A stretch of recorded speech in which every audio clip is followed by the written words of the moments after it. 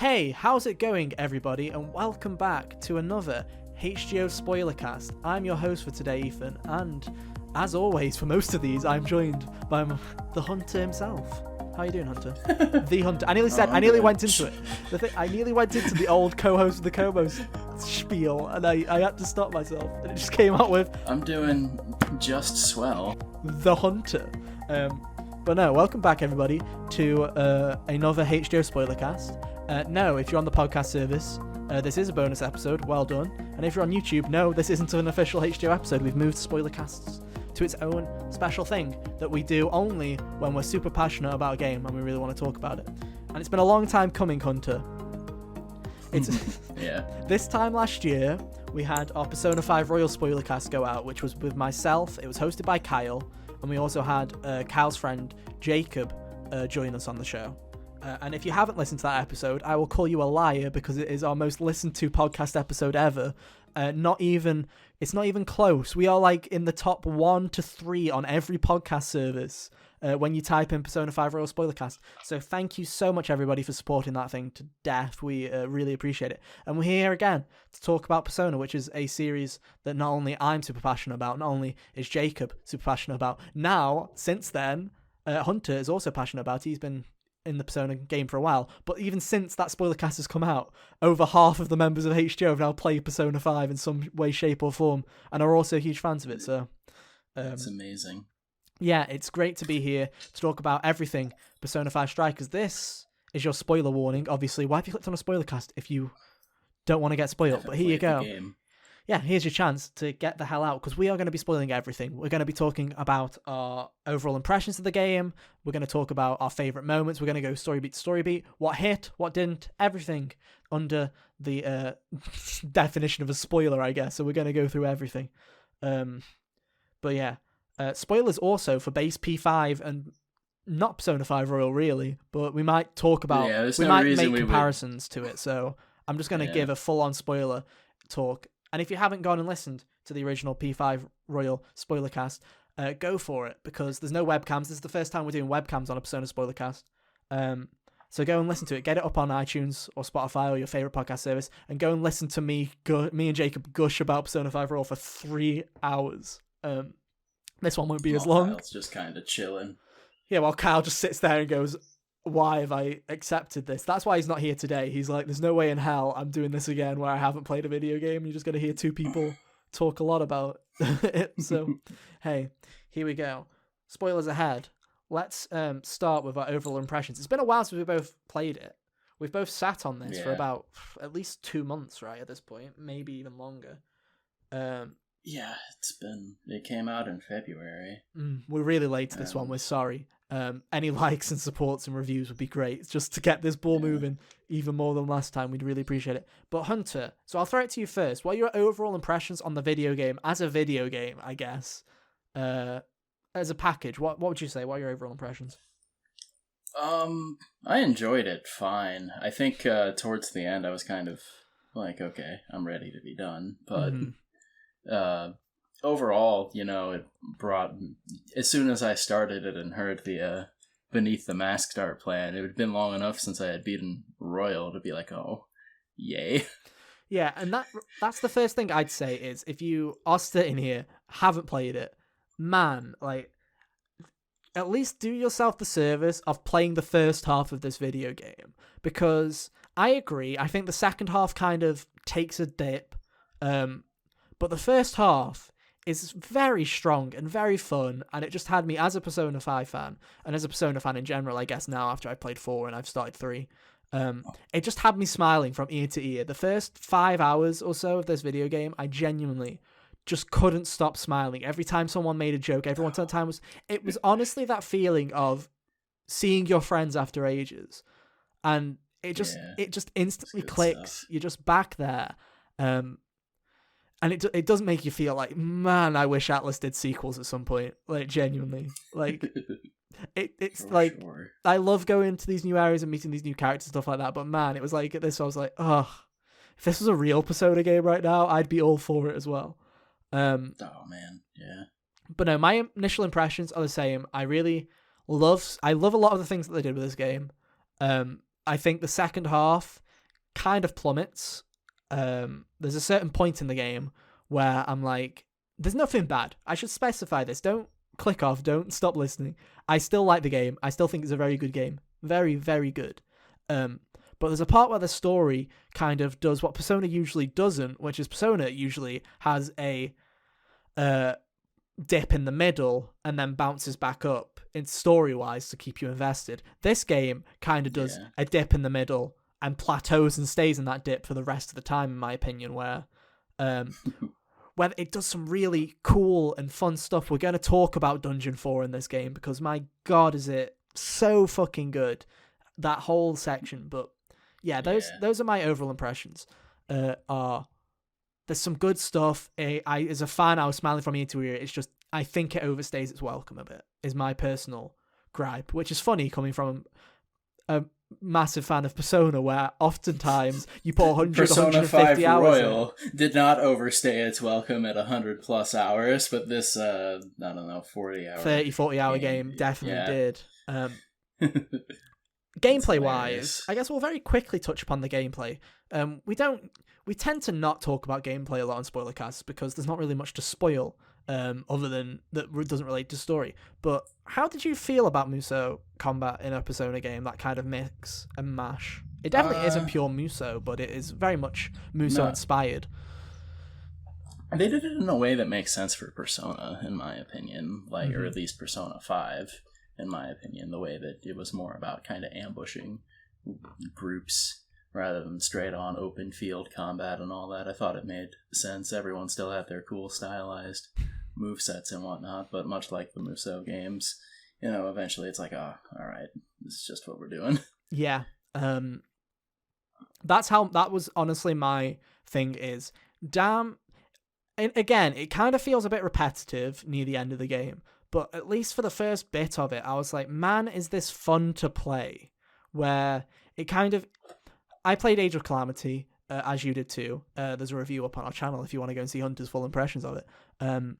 But you liked it... Both of these games, actually. There is. You did both of them because I was too slow finishing Strikers to do one myself. But you thought more fondly, let me get my words out, of Hyrule Warriors than I did. Whereas you talked about it, and I had a lot more issues with Hyrule Warriors. I was like, the frame rate makes me feel sick, and the gameplay gets really repetitive. And I feel like Persona Strikers doesn't have that problem to me, because it does have that kind of Persona flair, but it also, in Hyrule Warriors, you have access to the runes, which are these 4 generic things that do slightly different things on different characters, but for the most part act in the same way for each one. Whereas Persona also has that kind of system, but it has the Persona-esque system in there where you have your personas and each character feels like they do something different. And they all feel fun. You still get the spell list and stuff when you're controlling somebody, which is something I wasn't expecting. No. I was expecting the thing that they do, but not this was the extent of it, casting the dark spell at the end of Arsene's combo or whatever. Yeah. Not being able to just outright choose it. And having Persona fusions, even though it was in a much simpler way and a much lesser way than it is in base Persona games, just having Joker be able to switch between people, I thought he was just going to be stuck with Arsene for the whole game, to be honest. Me too. But the fact that you can switch to all these different personas like in the original and have these kind of powers is great. I really like it. But it's interesting where...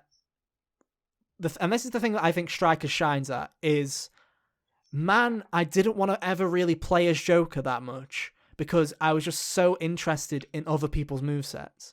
There were so many fun characters. Like I say, unlike Age of Calamity, where I feel like some characters are very hit and miss, I feel like I really enjoyed playing as every character in this game. I had my least favourites. I didn't really particularly like Morgana's playstyle because he was just a bit too kind of scrappy. But I just enjoyed it to the point where I was like, I wish I could take Joker out of the roster and have just 4 of the guys that I really like to play instead. Because it's not like an RPG where you need that main character in. So it was just interesting. I really do like the combat. Do you remember your favourite characters to play as? Well, I like Yusuke's moveset a lot. Yusuke, and I liked Yusuke is probably my favourite. I liked Zenkichi as well when Yeah. you get him. I really do like. I liked Zenkichi a lot. I liked Yusuke. I kind of did like Anne as well when I got into. At first, I wasn't like a massive fan I of always kept Anne's, Anne in my but party, yeah. once you get used to Anne's moveset, I really enjoyed it. My least favorites were definitely Morgana. I wasn't. Haru was okay, but she was just really slow. She's kind of like a tanky character. Yeah. To kind of match her kind of style in Persona, base Persona 5. But it just kind of didn't work for me. And Makoto just felt a little bit boring. And we're going to get to Makoto in this video game. I feel like this game did a disservice to Makoto because... Which is hilarious because you didn't particularly care about her in the first place. I like Makoto. She's just... My whole thing with Makoto has always been, I don't see the hype, you know? Like, you see... like Yeah. There are a lot of Makoto stans out there, and I'm like, she's fine. She's fine. I'll give you this. She's a better Yukiko. Cool. I'll give you that. And then I've just angered the Persona 4 fans now, but she's a better Yukiko. She's a better version of that character trope, in my opinion. But she just never clicked. And in this game, it feels like they were like, we'll do something with Yusuke, we'll do something with Haru, we'll do something with Anne, we'll do something with Ryuji. And then they were just like, what about Makoto? And they're like, damn it, we forgot. Yeah, we forgot. Like, damn it. Yeah. They kind of tried to make her relate. She has a cool outfit now, though. Walking around anyway. Yeah, and they all have really cool outfits. Yeah, I like their casual outfits. I really like their summer outfits quite a bit. But yeah, Makoto had we'll get into it in a bit, but she kind of had the little relation to Akane, but it was kind of it kind of felt a bit just like kind of fisted in, like oh god, we need to make Makoto relatable in some way, like have her impact the story some way. Let's just shove her in instead of her just being a chauffeur. But no, I really enjoyed the combat. Those are our overall impressions, I guess. We liked it a lot. Not as much as Base and Royal, obviously. Yeah, no way. But you know. I still enjoyed it. When we're coming to there's no games this year, so I'm sure when we come to talking about games of the year, I'm sure Strikers will show up still, just because of the lack of games so far. Yeah. But the story is really what we're here to talk about. So we have mentioned as little spoilers as we possibly can right now. So this is it. This is your warning. If you just wanted our impressions of the game, and if you want to see more impressions, go to Hunter's Review, which is a bit less spoilery. But this is it. We're going to start talking about the game. And first thing I want to mention to you, Hunter, is the opening of this game. Because the whole idea, like, there was something, the thing that really made me start smiling in general was when, obviously, they start doing this whole police commissioner stuff. They start getting into the story right away with this game. That's one thing this game does, is not take its time. It just gets straight into rolling the ball on the storyline. Yeah. But it's just getting in that subway state. It just moving to the subway, and you're just hearing Beneath the Mask, and just having Morgana say, "Dude, it's been a while since we've been here," and I'm just like, oh, we're back. Like, that was the thing where I just started just grinning. Genuinely, just walking around the alley of Young and Jaya for a few minutes before you go to the cafe was great. I was like, oh, this makes me happy. It was just like, yeah, we're back. And it also felt weird because it's in 60 FPS. We played it on PS4. And I was like, damn, this game looks good. I was like, I was not expecting it. It was just like, to me, Persona 5 is one of those games to me where it's like, I don't care if it's at 30 or whatever. It just looks great. Like, it feels good wherever you play it, right? It doesn't... It's for once, I'm not going to be a frame rate snob on a video game. I'm just like, it feels fantastic either way. But the one place where I did notice it more than anywhere was just exploring Shibuya and exploring Young and Jaya and just being like, there is a bit of smoothness here. And I'm like, I'm not used to this. And I feel like it's just because it wasn't made for PS3. And I'm like, oh, this is... I mean, it came out on Switch, so debatable. Yeah. But no, man, it was just walking through that initial area and that whole cutscene of everyone surprising you was just, honestly, like, I just had a massive smile on my face throughout that initial first area. It was genuinely, as we said earlier, it was just being back with your friends after not seeing them for ages, which, after P5, you know, it's like, it is one of those things where it's like, yeah, well, off they go, never seeing them again. And to just at least have, even if it's not in a full-blown sequel, just to have that, oh, we are back. Here's that kind of Persona 4 golden moment of, hey, how have you been? We're here. Was just kind of a nice thing to have. It was really nice. I definitely enjoyed. I always enjoy when stories have a little bit of a follow up to what happened. So, especially with a game I enjoyed as much as Persona 5, to get something like that was really cool. Yeah. But no, just those initial moments, just having everyone back, was great. Having Sejiro back was particularly special. He's not really in this game much, obviously, but to at least have him back for a little while was kind of nice. That was nice. There's this running gag with the whole Psy thing, which there was for a long point. I thought Psy was not in this video game, and they nearly got us. We'll talk about it later, but yeah, because they kept hinting at her, but they just never. I thought they did keep mentioning her. I just thought it was a bit hilarious. where it was like, we're not seeing her. It's just a joke, but it does happen eventually. But the game kind of starts taking it in. Obviously, you hear about Zenkichi, who's been told that there's the changes of heart have been happening, and everyone thinks it's the Phantom Thieves. And for some reason, they still only have Joker's name on file. They somehow did not find out any Even of the though other ones. Apparently, everybody. It sounds like the other Phantom Thieves' identities are like an open secret or something, where it's well, if it's him, then it has to be his friends that he's always with too. It just always made me laugh because Zenkichi was always on the phone going, "Yeah, I'm here with the Phantom Thieves," and because they only know Joker, you'd think that the inspector would have gone, "Yeah, what are the names of the other 7 then?" And he's just like, "I'm not telling. I'm just gonna keep that to myself."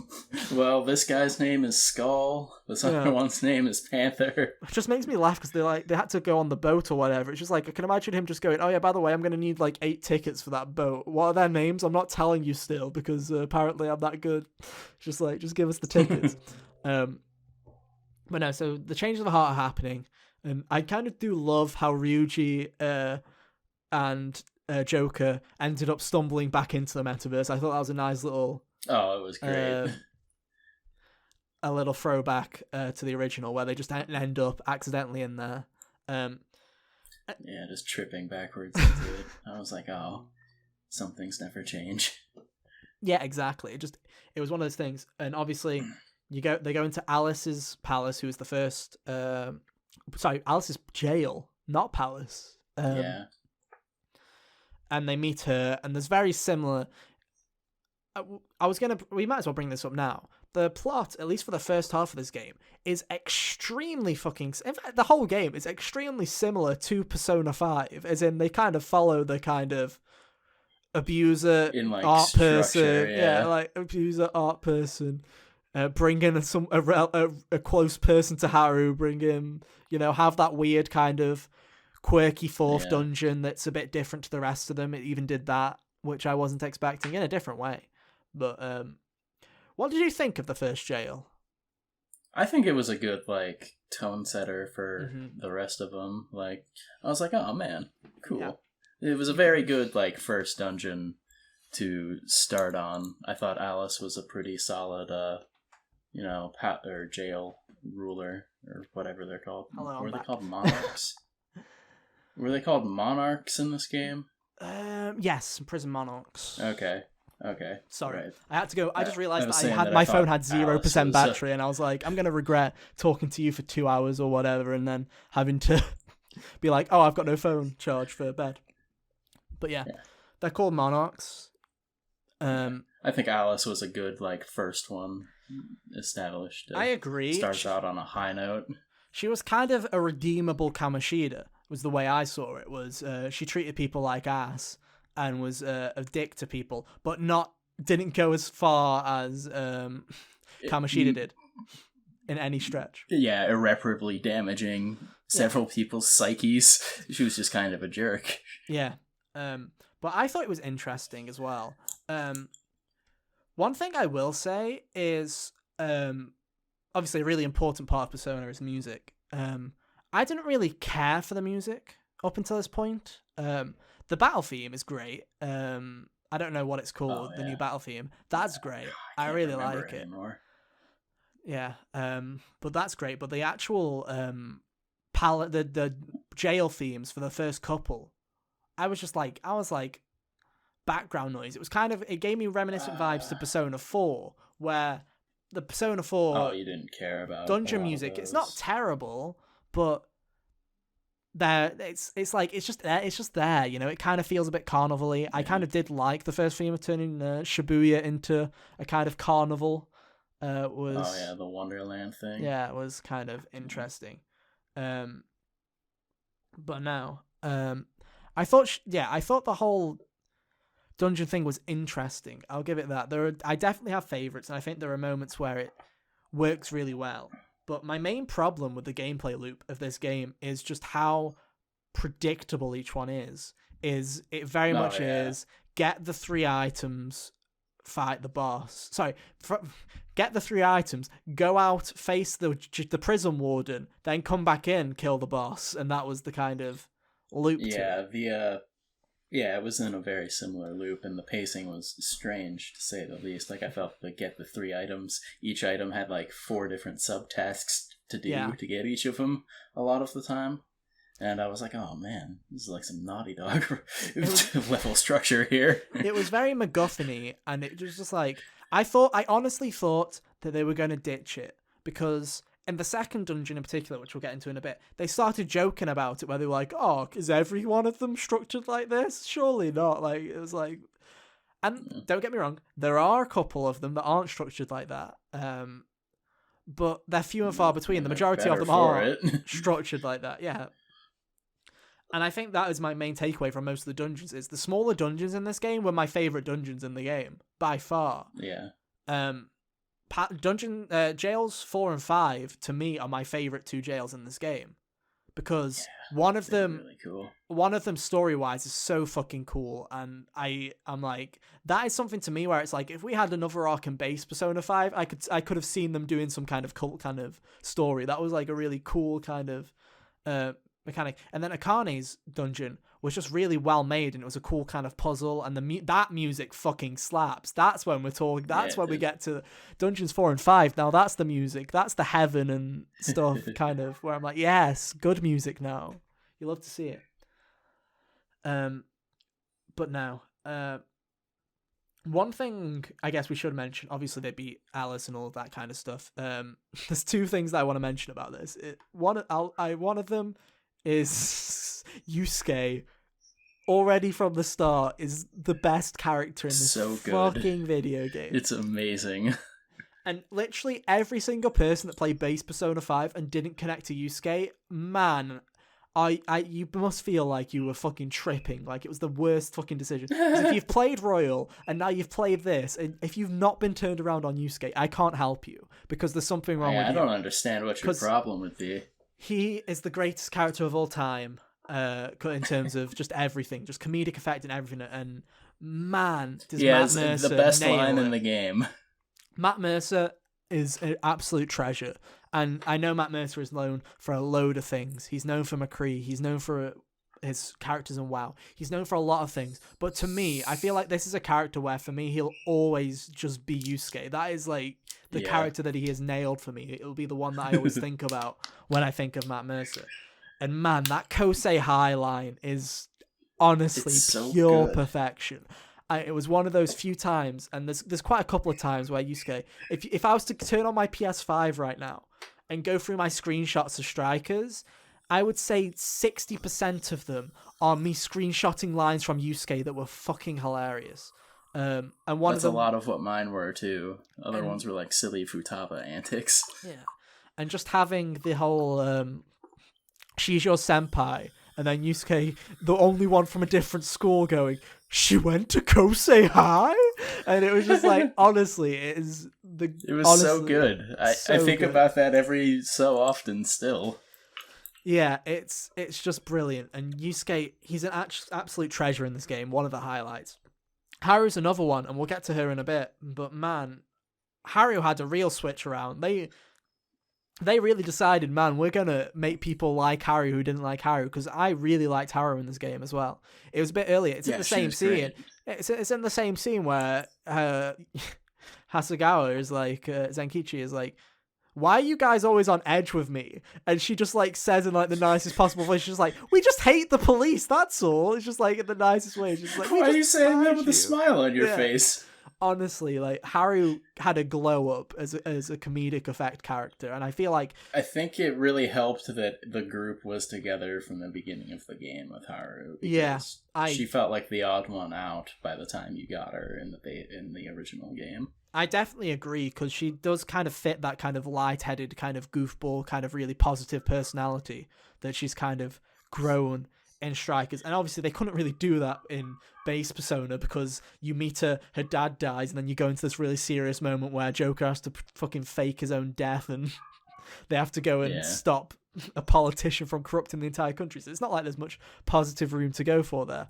But man, she has a massive glow up as well. And we'll mention Zenkichi now, I guess. Excellent fucking character addition. He was great. I enjoyed him a lot.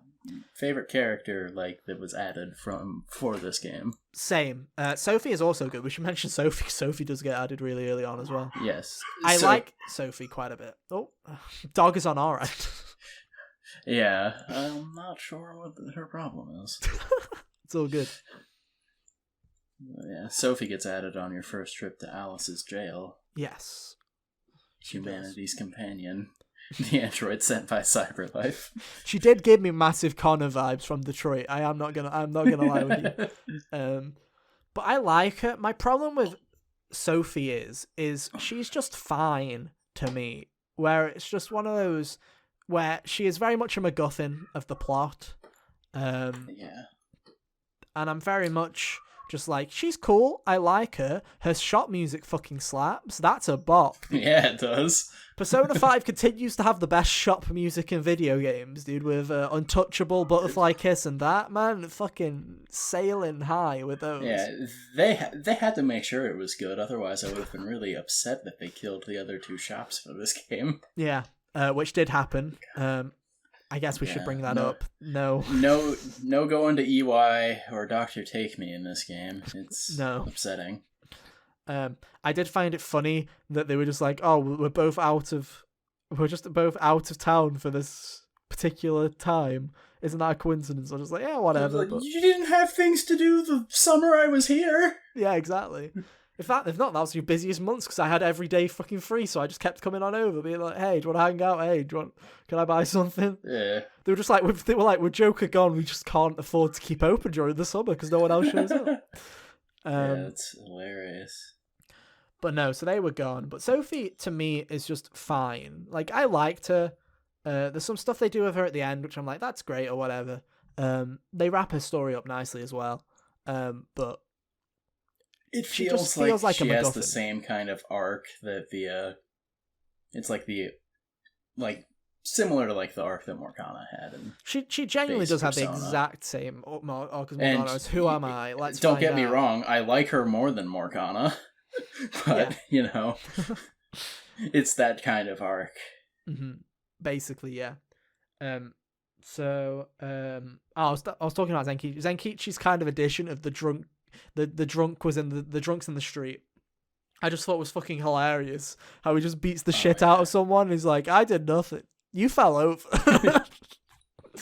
Like they were about to get mugged by a drunk guy, and Zenkichi walks up and he's like, he gets his badge out and everything, and he just like punches it, just fucking punches. I am the police, and punches him on the floor, and he's like, and the truck guy's like, what the hell? And he's like, you fell over. It was just the funniest thing ever. I really liked him. And from the start, I'm over here imagining it would have been great if this interaction, but with drunken Shito and Zenkichi. Literally, if Zenkichi had been in there at the start for the regular version, everything would have been solved if he was in Joker's town, because he just would have walked up to him and just fucking punched him in the face and go, I am the police, and it would have been all over. Yeah. But yeah, I just really liked how he was included. And I was just forever going, please don't tell me you're just going to pull an Akechi with this guy and be like, you can trust me, and then be the bad guy. Because I was like, he doesn't seem like he has bad intentions in the slightest. And I'm glad they didn't go for it, because... I'm glad that they kind of just kept a being like, oh, it's gonna come to that eventually, blah blah. Because it would have been real annoying if it was like, oh, oh darn, because we'd know it would be coming eventually anyway, and then it'd be like, oh darn, I have to let them get captured or whatever. Yeah, exactly. But it was very upfront about that, which made their rapport the whole time just a lot more fun in general. Mm-hmm. I just love how they call him Gramps. Is always just funny. And just how they kept making him commit crimes as a police officer just because they thought it was fucking funny. Where they were like, we could very easily just send the calling card ourselves, but we'll just get Zenkichi to do it. Why not? I liked that quite a bit. So other than that, you have the first thing. You learn about jails. You learn that Emma. We haven't talked about Emma, really. Allows you to access them. My favourite piece of trivia about Emma is the fact that she is Siri. And I mean, literally, Siri, the voice of Siri voices Emma.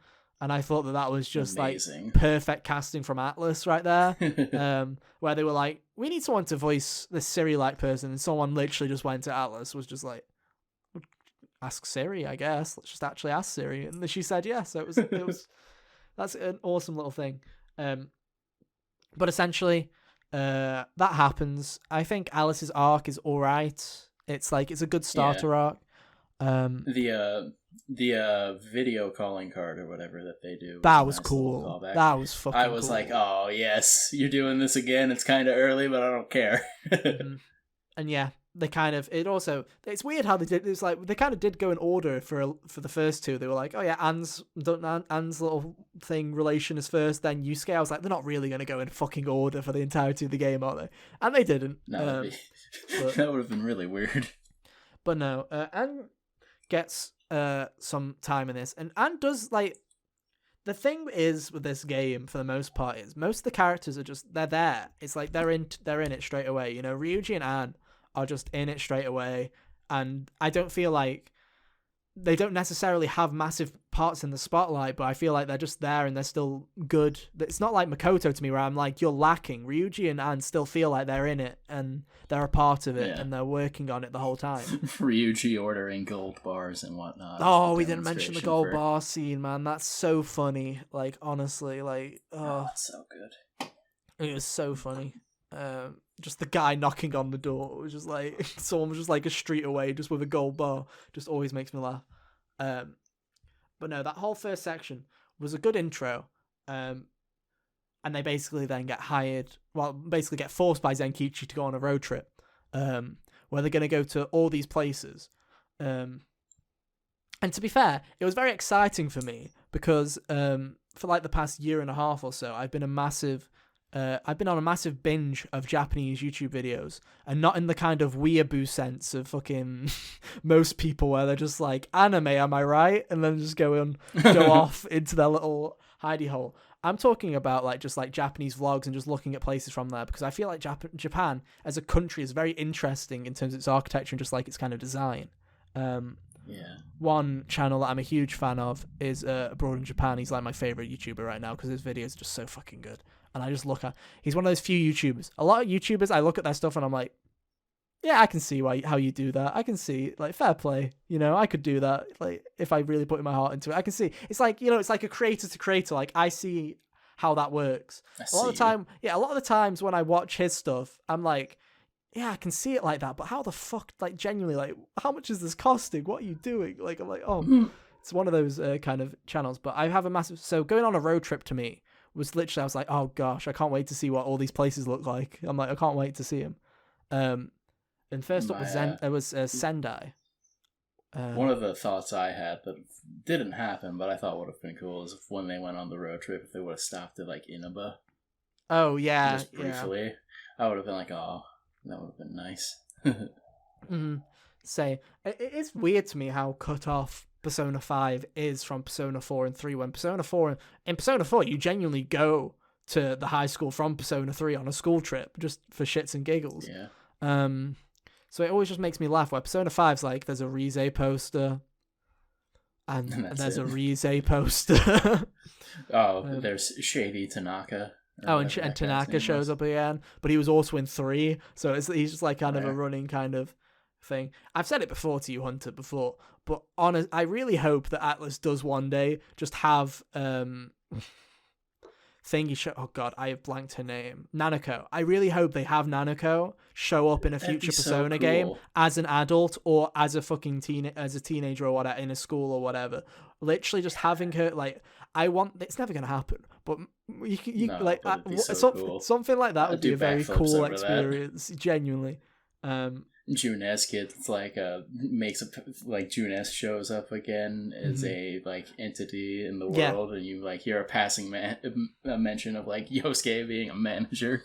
Yeah, literally, stuff like that is something that I'd really love to see at some point. Yeah.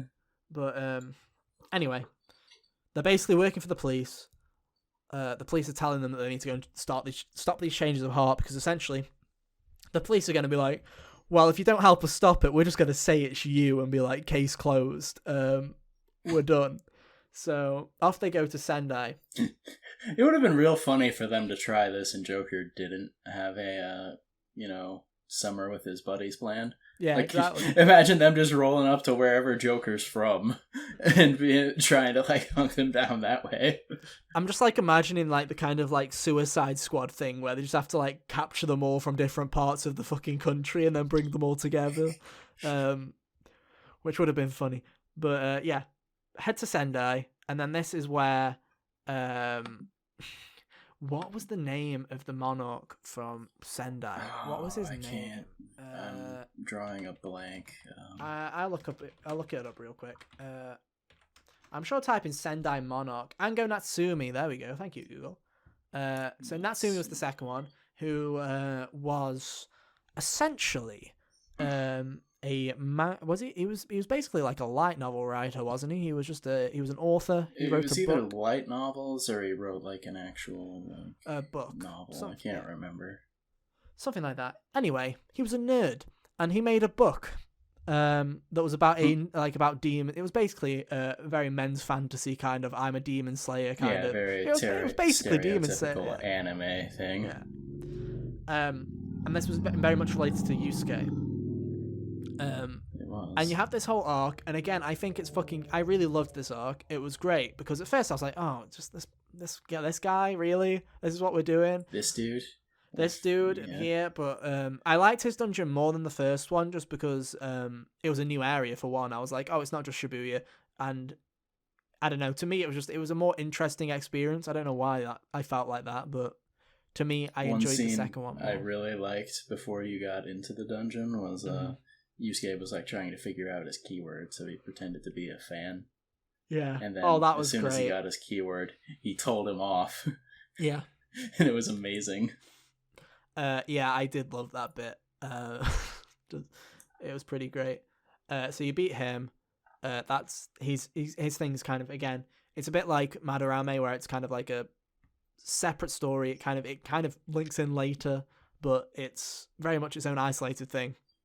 Yeah, one of my favorite moments, as we mentioned, was sending the calling card, where they do it at his book signing, and they were like, how are we going to get into the book signing to sign the calling cards? And then just all look at fucking Zenkichi, and they're like, yeah, if you want us to stop calling you Gramps, you're going to go and have to break into the shop and fucking put the cards everywhere. And he does it because he's a lad, and I really liked it. Yeah. So they do that. They take his heart. I think he's an interesting case of someone that's kind of in the same position as Yusuke, where it's like someone whose mentor, their father his father was a major author, or it was either his father or his grandfather. I don't remember who it was. One of his relatives was a famous author, and they were basically like, we're gonna exploit the grandson/son's lack of talent and just make novels anyway and just use his name. Yeah, and they've rigged it to go in his favor without his knowledge. Yeah, essentially. And again, it was a really interesting thing, and Yusuke again is an absolute gem. I really enjoyed it. And then from there we have the introduction of two characters, Tony Stark, who was able to build this in a cave or a box of scraps. No, his name What was his name? Akira Kanoe, that's his name. Kanoe, Akira Kanoe. Akira. Oh, right. Yeah. Akira, right. I made a joke about that. I'm like, wow, I'm glad I call Joker Ren in these situations. But the reason I joke that he's Tony Stark is he is fucking Tony Stark. And at first I was just like, oh, I get it. They're doing like a play on like, oh, Tony Stark's a rich playboy millionaire, like philanthropist kind of thing. And Kanoe is kind of similar where he's a millionaire and he's kind of a philanthropist. And I was like, oh, they're just making a joke. He looks like Tony Stark. And then you get to later on in the game and legitimately he is fucking Tony Stark. Which just makes me laugh is they genuinely had a Tony Stark-like character. So they kind of introduce him. I don't know about you, Hunter, at this point when they were like, oh, he's the head of Medici, he's the person that made alignment. And everyone was like, oh, he looks like a sound person. Surely he's got nothing to do with anything. And they walk away. Was like, I'm just sitting there like, nah. I'm like, obviously he's a fucking problem at some point. But although, to be fair, Persona games have given me trust issues where if someone pops up more than once, I'm pretty sure I typically don't trust them unless they join the 100%. party. You can guarantee if there's a detective in Persona 6, everyone is literally just going to be like sus and straight away. Like literally, it's going to be like one of those like shit posts on Among Us where round 1 you just hit the button instantly and go, yeah, he's fucking sus, kick him out straight away. Like, because no one's going to trust a detective from now on in a Persona game after 4 and 5 just both playing that and being like, maybe the detective is shady. Who knows? But no, you met her a bit earlier because she eavesdropped on you during your meal in Sendai. But you also meet Ichinose, who is a very interesting character. Yes. Who I remember saying to you when I'm like, she's going to be important. I was like, she just showed up and gone. I was like, I bet you she's the fucking villain of this whole thing. She was the person that I had trust issues. I remember saying to you, Hunter, I remember texting you going, I definitely had trust issues from her too. It was... For sure, she just shows up and starts talking, has the very nice voice, but also with the undertones of I'm going to extract your liver from your body. Yeah, exactly. As well. So Ichinose is an interesting character. I like her character in the end. I didn't know how I was going to feel about her, especially in the midpoint where they did some stuff, and I was like, I don't know if I like where they're going with this. I did end up liking it. I did think it was just funny how she just eavesdropped on them and stuff like that because she heard a cat. And the whole idea of having her look at Sophia. It's hilarious that this doesn't happen to them more often. Yeah, exactly. I was like, really? This is the first time this has happened, guys? You keep bringing a like, cat imagine if the kid behind Joker in the, first game had just like peeked over his shoulder at his messages or something. Exactly. Like, Or it just always makes me laugh that you literally all she needed to know was she heard a cat meow, so she looked over. And then she just heard fucking everyone go, Phantom Thieves, Phantom Thieves, Phantom Thieves, and then she's like, well, there we go, found them. Well, it's like, it's not even, wasn't even that hard for her to work it out. But no, they show her Sophia's code, and she's like, I've never seen that before, very complex. I think she even gives herself a compliment where she says something along the lines of, whoever created this is very fucking skilled or whatever. Because she was like, I have no clue. And I was like, yeah, okay.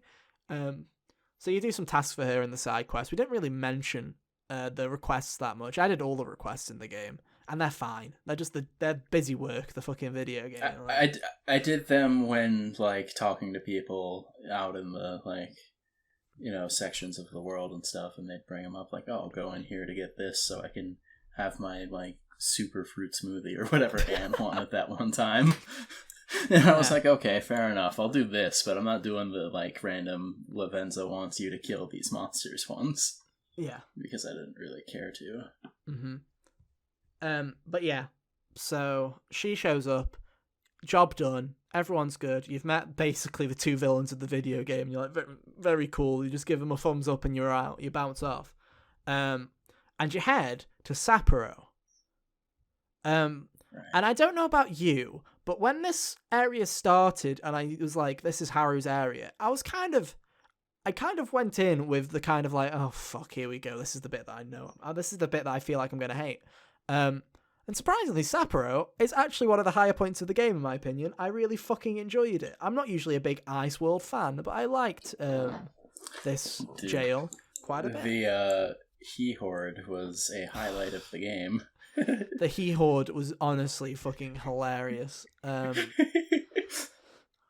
just everyone saying hee ho. It was incredible. Yeah. All of the Jack Frosts just charging across the screen. Yeah, indefinitely. I didn't feel like I needed to hear Ryuji and Yusuke scream hee ho, but there you go. One of my favorite parts is if you go and talk to Yusuke after that point in the overworld, he'll say it again. Too. Yeah, he'll say it again. That was like amazing. Like, hee ho! Like the beauty of it. He's like, I love it. But from a story perspective, I really fucking enjoyed Sapporo quite a bit. Sapporo to me was one of the most interesting overworld explanation areas. We haven't really talked about it, but obviously each area has these small little bite-sized exploration areas that you can go and visit. And that to me was definitely probably the most interesting one of the lot. The one at the end in... Gosh, where do you go at the end? Where Medusa's... Yeah, was it Kyoto? But I thought Akane was Kyoto, so it was like... oh, shoot. Osaka. It was Osaka. It was Osaka. Okay. You're right. Osaka was also pretty interesting just because of how big it was. But Sapporo was really interesting to me because it was like, man, Haru's a good character now. I was like, that's nice. I'm enjoying that. The relation to the Monarch, who, again, let me look up Sapporo Monarch because you're going to have to give us a break, guys. We genuinely have not played this game in 2 months. The only one whose name I can really remember is Alice. And that's because it was very easy. It's a very easy connection to draw. Hyodo. Mariko Hyodo is the Monarch. Right. But no, I really enjoyed this section. Like the story felt on point. Having Haru the again have one of of the these. Monarch was cool this time because it went a step beyond the Anne and Yusuke thing where it's like it was like to me. The first two and, were like very Haru much... actually knew this person. And it was like, oh, she used to be nice. What happened? The first two are like, I see what situation you're in and can relate, whereas this one was like, oh, this person is someone that I know and they've been affected by it. And for it to be Haru as well, who's already lost her father to the metaverse and stuff like that, was a nice little added detail. But no, I really liked this area. I thought it worked really well, and I just liked the whole storyline. And again, Haru got a lot of fucking character and just had some really good moments in this game, and it's just like, that's great. I really enjoyed it. She did get a lot of shine, and I appreciate it. It made me feel good knowing that it was like, okay, I'm not wrong for thinking that they could have done better with her. Like, it wasn't just that her character sucked. Yeah. And I feel like it's one of those things where it is kind of like in Royal, I did start getting the feeling of that, where I was like, oh yeah, like I'm in this extra section with you where it's not just fighting like something really, like originally not fighting something important, just having you around as a person. I'm like, oh, I start to feel it now. Like I'm feeling you as a character.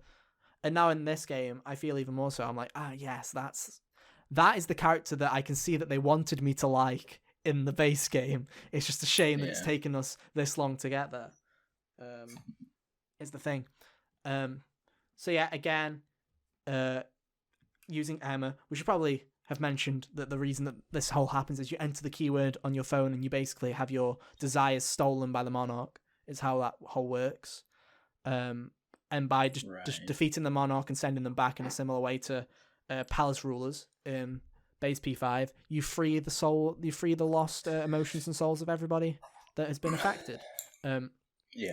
That's why they're called jails in this one and not palaces, because you can get other people to exactly. So you have that area hole done. I was like, very cool. And there's just a load of intricate. That one felt a lot more intricate than the rest of them, solely because there was stuff like you hear about the girl getting run over, and then you obviously think it was like, oh, this person's a dick. She ran the kid over. No, it was her fault, but it wasn't even her fault. It was the laziness of other people in power. Which is what drove her to start acting the way she did. It was like, oh man.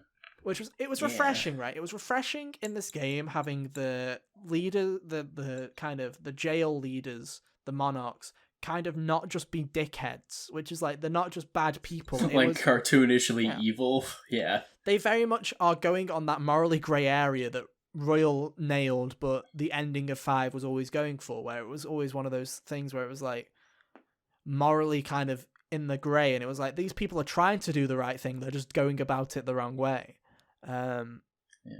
But no, just the whole way that that's woven together, and it worked really well for me, and it clicked. This was also where the Ferris wheel scene happened. And what do you know, Hunter? Oh, right. It's time for another installment of Ethan's fucking shipping service, where business is down this fucking month because that game sucks for shipping, dude. Oh fuck! Wait, I'm falling out of my chair. I'm that annoyed at this game for this. No, essentially, if you, as you know, you're all Persona fans. If you're this far into it, you're all Persona fans. As you know, usually you have relationship options in Persona games. You've set your ship sail, dude. You know, Hunter likes Take Me. You know, so he already knew. Do. He already and was. She like, wasn't in the game. Yeah, my other choice when I played Royal was Kasumi, who, you know, because was a Royal character, was not in this game. So it was like, oh, well, I guess. Yeah, 07's just friends with everybody. Yeah, 07's. So it's shit in this game because, you know, for those of you who don't know, I also picked Kasumi and Royal. So that was already an F. But in base P5, I picked Anne. And it was like, oh, Ferris wheel. And I'd heard that like the devs specifically, or someone went out of their way to advertise being like, oh yeah, there's one like date moment that you can choose. And I was like, oh, this is it. Cool. Let me go to the Ferris wheel with Anne and have like this one moment where they acknowledge like a choice from the original game. And the game's like, nah, no fucker. You're taking the cat with you, and it's friend zone time, baby. Let's go. Woo. That's a bummer. And it was shit. I fucking hated it. I hated it that much. I told you how angry I was. I reloaded my save and watched the Ryuji and Yusuke one instead. I was that mad. I'm like, I'm not having this. That's the one I picked. And I was like, oh, well, this is funny. I nearly went, like, I nearly picked Futaba, but then I'm like, wait a minute, this is a trap. Yeah. But as it turns out, there's a dialogue option that's like, oh, you can make it not weird. Yeah, so. I remember telling you that. I was like, there's an option with Futaba where you can say that it's like a family trip or whatever. Like, it's like a family thing, and she'd be disappointed. But I'm like, yeah, you'd be disappointed. You're the sisters. Sit down. But no. But I watched the rest of them, and they weren't much better either, to be honest. This game seemed to really want to ship Joker and Haru, because a lot of the time, because her main story kind of just had kind of her needing Joker to be there and kind of be a support, and I was just sitting there going, don't like you that much. You haven't deserved it yet. You know, you might have tried. But calm down. You're trying to redeem her, but not that much yet. And so unfortunately, for a while now, Ethan's shipping service is going to have to go into a fucking, I don't know, I think we're declaring bankruptcy at this point because nothing has happened. No business from this. Oh, yeah. Nothing from this. The next games that will have Spoilercasts for probably won't warrant an installment of this. Fucking what game will be next in the Spoilercast range? There's not many. That's a good question. Like, Spoilercast Ratchet. Who knows? If the story is that big, we'll do it, but I doubt it. It'll probably just be we might just do like a mini one. We can always do it. That's the thing now. Now that these aren't full-blown episodes, like they're not mainline episodes in the canon of HGO. We could always do like a 30, 45 minute discussions if we wanted. These things can go on as long as they want now. They're like little bonuses. We don't have to think going, okay, if this... We just happen to have a really long one in the pipeline for this time. So. We're already an hour in and we're not even halfway through the fucking plot. Let's go. Let's see how long But yeah, where was I? Yeah, Ethan shipping service. Big poo-poo. Not happening. Pretty dumb. And I understand it, right? We need to just play a JRPG this year so we can find a way to get business up. I don't know. Yeah, I know what people are like. People are like, God, is Ethan horny? And I'm like, I'm not. I just like I am I'm a sap for fucking romance, dude, and I don't know why. Stupid romance. Well done relationships in video games are like, I never enjoy it when it's the point of the story, but if it's well done and like something that's extra in it, it'll be one of my favorite parts. And especially if it's your choice as well. Especially if you have to go out of your way. Like, it's not like it's like I don't really like. For example, in Uncharted, right, with Nate and Elena, I'm like, yeah, fair enough. I'm like, oh yeah, whatever. Oh, but Chloe was so much cooler. She was cooler. She was cooler. But voiced by Morrigan from Dragon Age. Yeah, but Elena was the losing pick in my opinion. But I'd always just be like, fine. But when it's I get invested in this kind of stuff. I don't know why. I am known for the trashiest taste of stuff like that. Like, genuinely, bitch, I cried like 6 times during Your Name. Don't fight me. I get attached to characters a lot, especially when we've mentioned it before. I think we mentioned it in the Royal Spoilercast. We've mentioned it on HGO before. But essentially, when I play role-playing games, I get into, like, that is me. I am in this role. What am I doing? Is the kind of role that I always kind of play. We've had this discussion before, though. I'm not gonna bore you all again by talking about the 3 kinds of JRPG players. We're not going through that.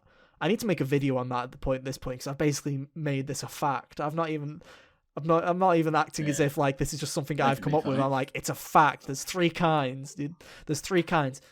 You're playing as you know that you and them are separate and they're making separate decisions. You know, you're thinking, what am I doing as them? It's like, what would I do in their situation, or what am I doing in this situation? And man, I'm a sucker. Anyway, no shipping for Ethan. No fucking nothing.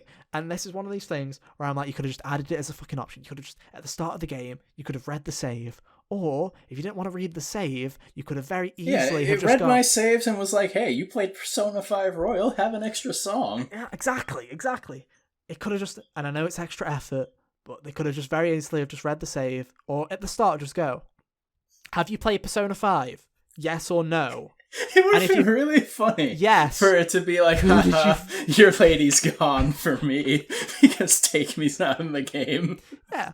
Or, and then this is like, if you pick yes, just like, who did you romance? And then you just pick your fucking romance option, and then you're good. You're good to go. And if it is someone like Take Me, you could just have them, like, have like a shitty text that comes up being like, lol, get fucked. And that's it. Just have it be.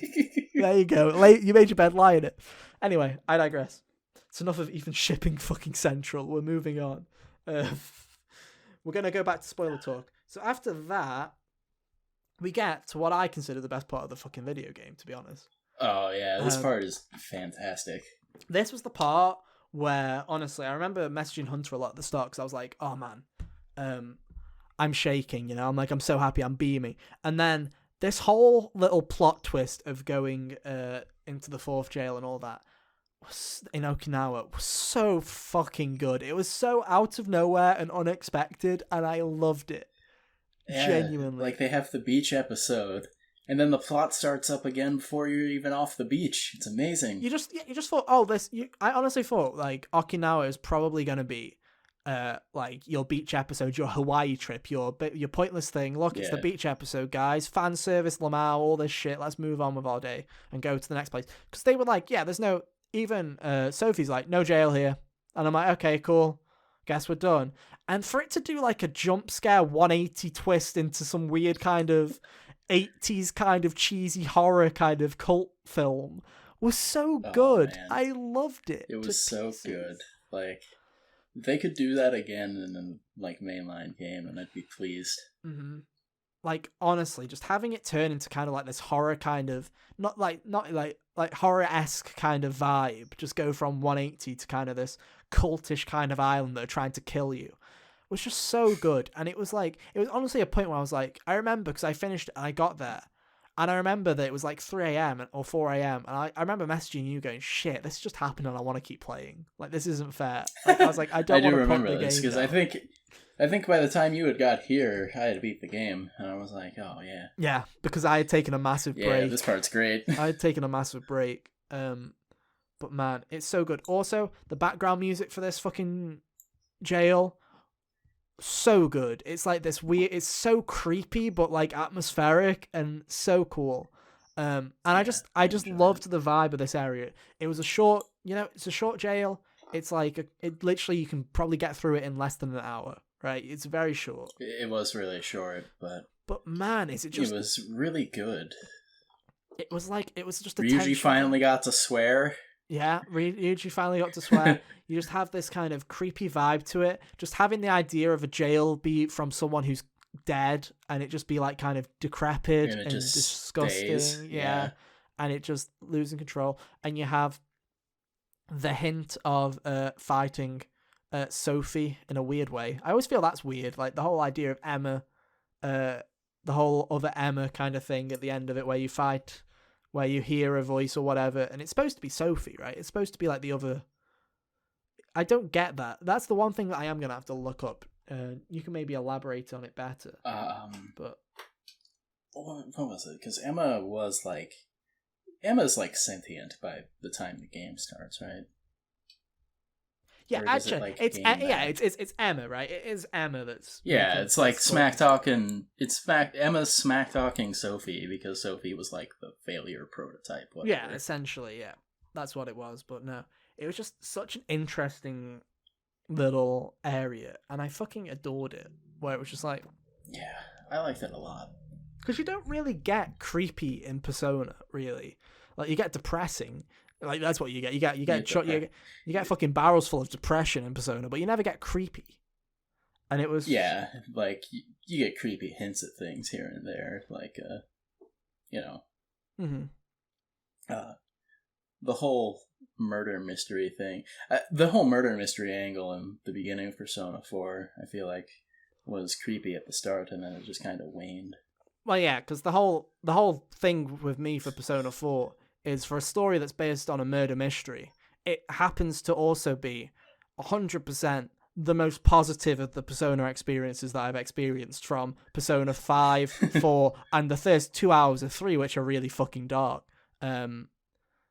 So far, but it's like 4 is very much kind of like the light-hearted game, because you're dealing with issues of people, like who they really are, but they all find out who they are, and they're all happy, and they're all best friends, and they're all skipping and going to some affairs, and there's this murder mystery that's happening, but it's kind of on the side of it. And then when the villain does appear, really he's kind of a campy villain anyway, and you're like, oh cool, whatever, let's go fight God. Yeah, as one does. Yeah. Did you want to say something? I thought you were gonna.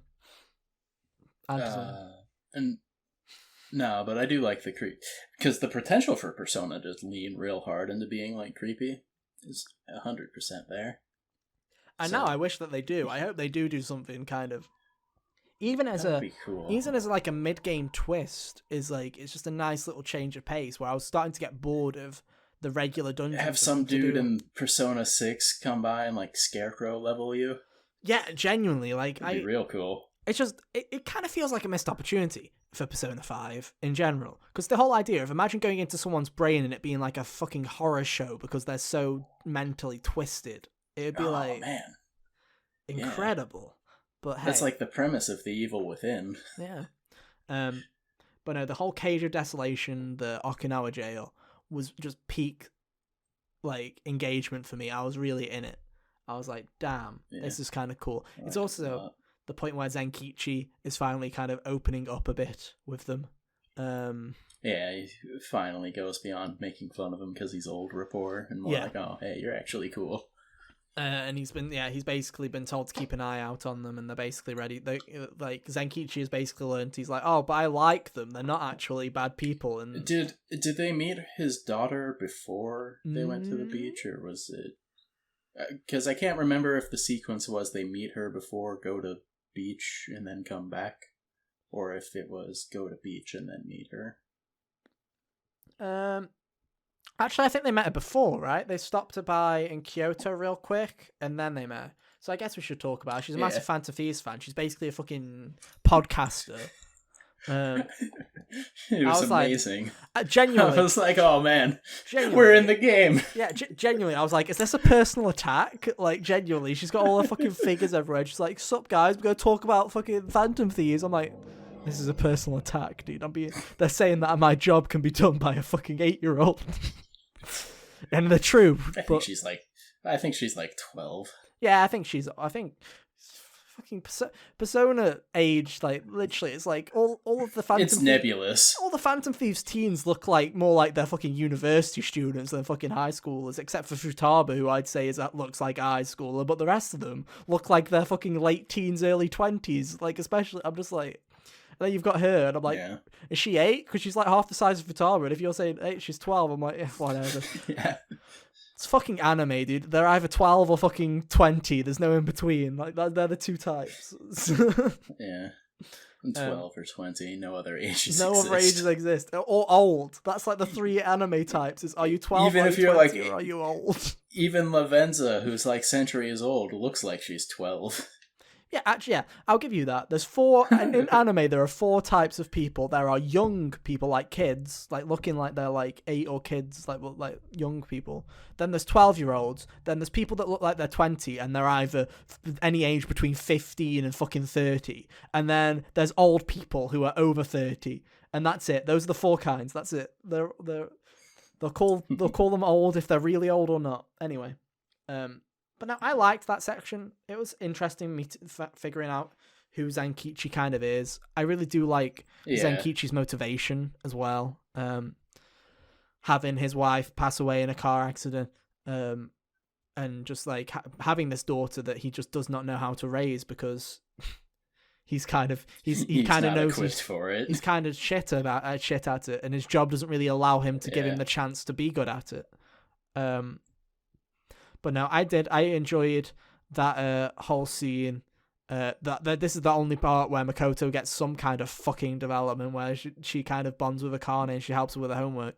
Do you want to talk about this then? Shall we talk about the fucking Makoto-sized hole in this video game that just doesn't exist? Oh, right. Yeah, she seems to get the short end of the stick as far as any kind of shine outside of the Akane thing. She gets nothing. Actually nothing. Not much. She also drives. Yeah, she just drives. She is literally the fucking chauffeur. She is a chauffeur to the Phantom Thieves in this video game. Because Haru drives once, and that's fucking hilarious. It is great. She doesn't even have, like, the brain... Like, yeah, it's not... She doesn't do anything particularly, like, stupid. But she doesn't even seem as, like, brainy or whatever as she was in the other No, because in a weird way, everyone... Everyone's still stupid, but it feels like, especially Anne in particular, they kind of upped Anne's like kind of I'm not as stupid as everyone else kind of gauge, because like a lot of sensible shit now just comes out of Anne, and you're like, okay, cool. What's the point of Makoto now? You've basically given that role away now, so she's just smart. It'd be funny if Makoto just constantly punched Ryuji now. It'd be like, did you guys forget who was who? Yeah, like... It was just one of those things where I just feel like I felt bad in a way, because I was like, I wish you got more here. And I know Persona 5 has so much Makoto in it. I get it. Fucking Palace 3. I guess that was 6. Probably their... That was probably their reasoning, was if they had to like do anyone short, it would have been Makoto, because she got a particular amount of shine in the original game. Yeah, I agree. Except for her social link. Yeah. And, they try and play it as if, like, oh, well, Akane's dungeon, if we get into Dungeon 6, they kind of all play it off of the, oh, I'm a kid who had a single father who was a cop, and, yeah, he was always busy and stuff like that. I can relate, but it just kind of felt like you were just there to, like, calm her down, and I felt like Zenkichi probably would have managed to have calmed her down regardless of the situation in the end. Like... Sure, she was there for that, but also that was like Zenkichi's moment. Yeah, which is a very cool moment. So it didn't matter. Let's talk about Kyoto. I'm a bit sad that you don't get to explore Kyoto. Really. Yeah, that is a bummer, because Kyoto is like one of those cities in Japan that I hear of. It's like one of the big. Outside of like Tokyo, I hear about Kyoto. It's Tokyo, then it's like Tokyo, then Kyoto, then you've got like your smaller ones like Osaka and Sendai and stuff like that. But yeah, it felt weird not doing it, getting to explore it. But I really liked that whole area of having you all basically baited and switched, where it was like, oh, Zenkichi's gonna go to Osaka to confront Iron Man, Tony Stark. I'm just gonna call him Tony Stark. I'm not gonna look Akira, whatever the fuck. I'm just gonna call him Tony. So they go and confront Tony. Zenkichi's gone to confront Tony, and they've gone back to Kyoto because do they know that there's a jail in Kyoto? I don't remember, but it's like they basically split up, and Zenkichi's like, I'll go to Osaka because I don't want you guys there, and you guys stay in Kyoto, and they realize that there's a jail here, and they basically all get fucking doxed, essentially. What I like to say is the FBI swatted them just for shits and giggles, because they were like, oh, we'll put you up in this nice hotel, and then we'll kick the fucking doors down and swat you. But Zenkichi gets back, he gets arrested, the Phantom Thieves get... I don't know, I'm mixing everything up, aren't I? I'm getting ahead of myself. Let's take a step back, everybody. I'm getting fucking... The Phantom Thieves get fucking trapped first, don't they? Yeah, the Phantom Thieves would have been trapped. I'm looking this up. You talk. You talk. At some point during all of this, there was a scene with a spa. We would have passed that by now, but there was a scene with a spa with they do 2 of these. One of which it was just, oh hey, they go to have a nice little bath, and no hijinks happen. I was like, oh, good for you, game. You didn't do it. And then there was a second one. I'm like, oh no, here it comes. Right. Where if you played Persona 4, same deal happens. Don't rewind. I'm right. So they get the whole FBI open up thing happens, and Kichi tells them to run, and they escape, which is why he gets arrested. Right. Are we here? Right. So then what happens is they realize the problem, and they're like, there's a jail here. We need to deal with the jail. And it's because it's a Carnage jail. So they go into a Carnage jail, and they all get trapped except for one person, who's Futaba. Futaba doesn't get trapped. Futaba runs away. Good job, Futaba. And if I remember correctly, Futaba's like, I'm fucked. We need help. We need Zenkichi. So, oh no, that was it. Before they go in to Akane's palace, jail thing, they call Sai up. Makoto finally fucking calls it. Sai gets her fucking plot device out and plays phone a friend and phones up her sister and is like, hey, can you get us out? Yeah.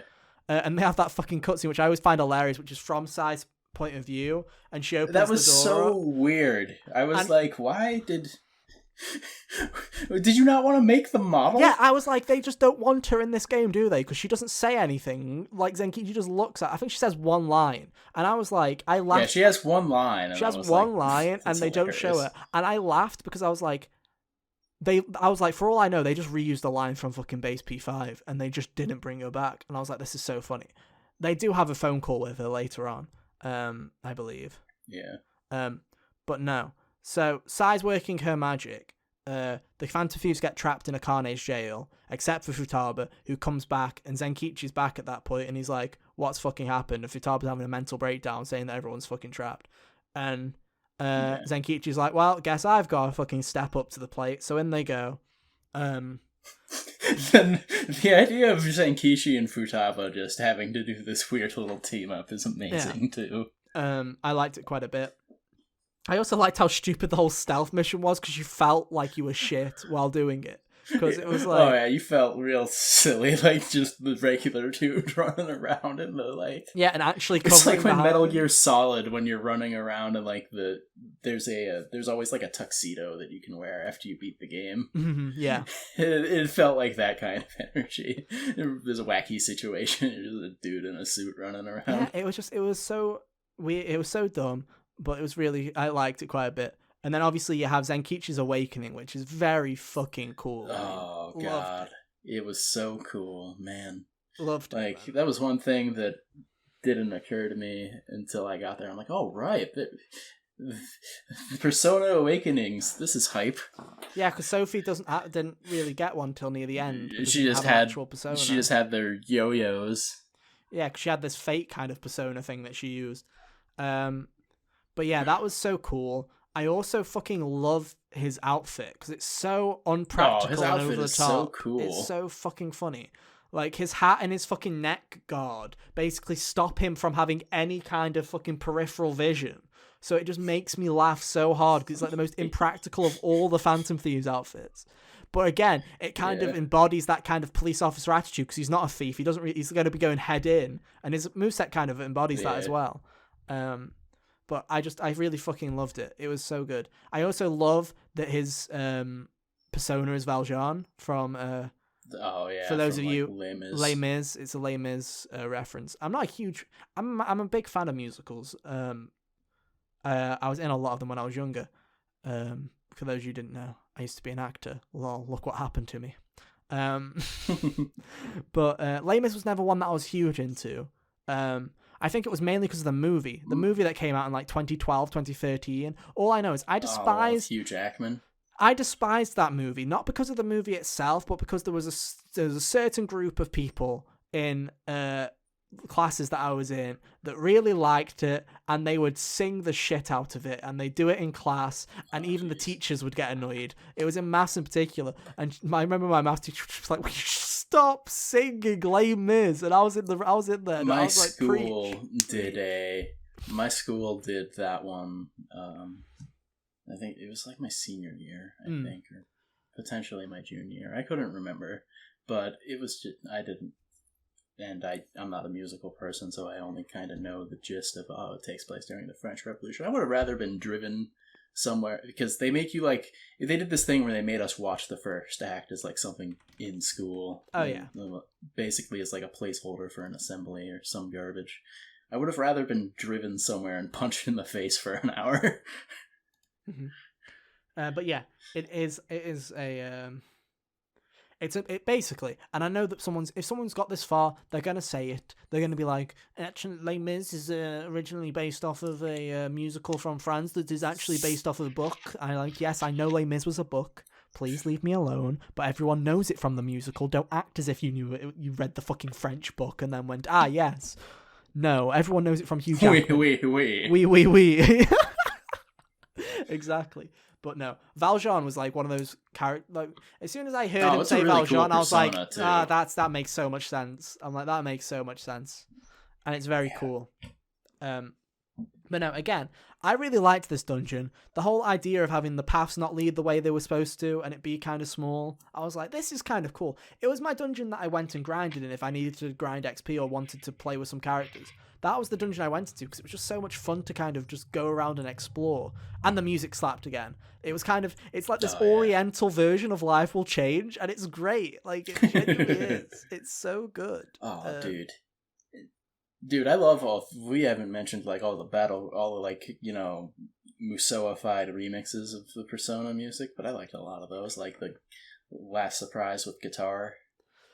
Oh yeah, that was like, it was like proper heavy, like it was like proper like heavy rock. I was like, oh, I'll never see it. It was like the mini boss theme when that version popped up. I was like, oh, this is good. I like this a lot.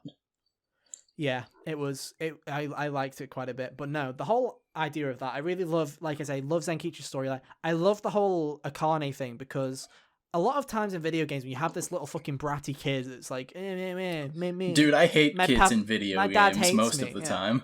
You know, like at first I was like, oh god, this fucking kid's got Atreus syndrome. I'm like, oh god, he's gonna have a fucking fit. I don't hate Atreus, by the way. I do like Atreus. It's just there's this one point in God of War there's a particular section where he is very so unbearable, which is on purpose. They do that on purpose, but at the same time, if I was Kratos, I would have thrown him out the fucking boat, like genuinely. If Kratos was Kratos from a year before, he would have thrown him out of the boat. Genuinely. But just like Kratos, Zenkichi learned what he needed to do as a father.